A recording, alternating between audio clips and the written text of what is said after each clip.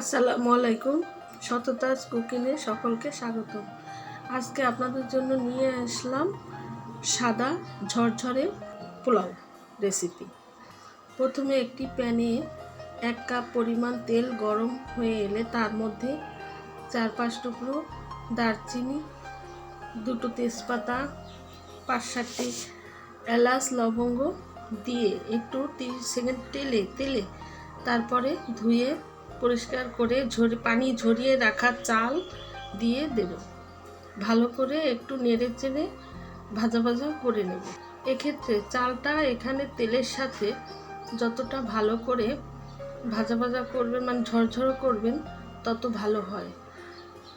5-7টি কাঁচামরিচ দিয়ে দেব। তারপরে 2 ইঞ্চি গাজর গ্রেট করে দেব। 2 টেবিল চামচ মটরশুঁটি দিয়ে দেব। স্বাদ মতো লবণ দিয়ে দেব।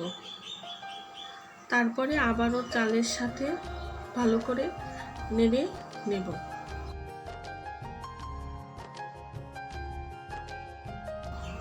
নেড়ে নেওয়া হয়ে গেলে ফুটন্ত গরম পানি, যেহেতু এখানে আমি 4 কাপ চাল নিয়েছি, পানি 8 কাপ গরম করে নিয়েছি, সেই পানিটা পুরো এখানে দিয়ে দেব।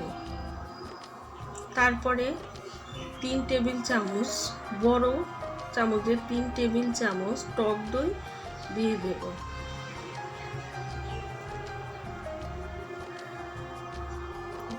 এক টিস্পুন কেওড়া জল, 1 টিস্পুন গোলাপ জল দিয়ে ভালো করে মিশিয়ে নেব। মেশানো হয়ে গেলে একটি ঢাকনা দিয়ে ঢেকে দেব 5 মিনিটের জন্য। ওদিকে আমি আরেকটি প্যানে পেঁয়াজ বেরেস্তা করে নিয়েছি। তারপর ঢাকনা তুলে 5 মিনিট পর ঢাকনা তুলে আবারও ভালো করে সাইডে থেকে মাঝখানে এভাবে এনে নেড়ে চেড়ে দেব। আবারও ঢাকা দিয়ে দেব 5 মিনিটের জন্য।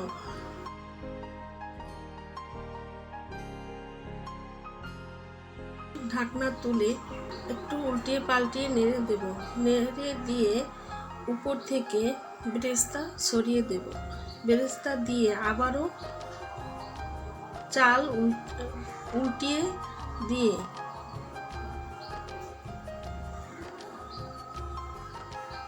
বেরেস্তার সাথে মিশিয়ে নেব।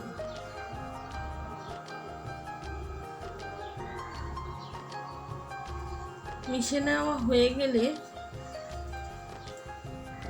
আরও উপর থেকে বেরেস্তা ছড়িয়ে দেব। অফ ক্যামেরায় আমি কিশমিশও দিয়ে দিয়েছিলাম, সেটা স্কিপ হয়ে গেছে। আপনারা এখানে কিশমিশও দিয়ে দেবেন। তৈরি হয়ে গেল সাদা ঝরঝরে পোলাও।